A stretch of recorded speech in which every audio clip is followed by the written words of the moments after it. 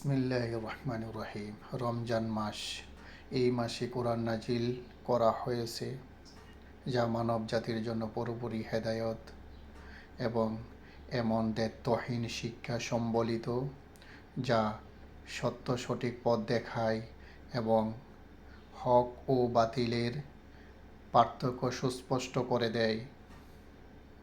কাজী এখন থেকে যে ব্যক্তি এই মাসের সাক্ষাৎ পাবে, তার জন্য এই সম্পূর্ণ মাসটিতে রোজা রাখা অপরিহার্য, এবং যে ব্যক্তি রোগাগ্রস্ত বা সফরে থাকে, সে যেন অন্য দিনগুলোয় রোজার সংখ্যা পূর্ণ করে।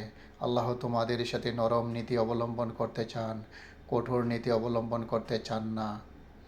তাই তোমাদের এই পদ্ধতি জানানো হচ্ছে, যাতে তোমরা রোজার সংখ্যা পূর্ণ করতে পারো এবং আল্লাহ তোমাদের যে হেদায়ত দান করেছেন, সেই জন্যে তোমরা আল্লাহর শ্রেষ্ঠত্ব প্রমাণ করতে ও তার স্বীকৃতি দিতে পারো, তার প্রতি কৃতজ্ঞতা প্রকাশ করতে পারো।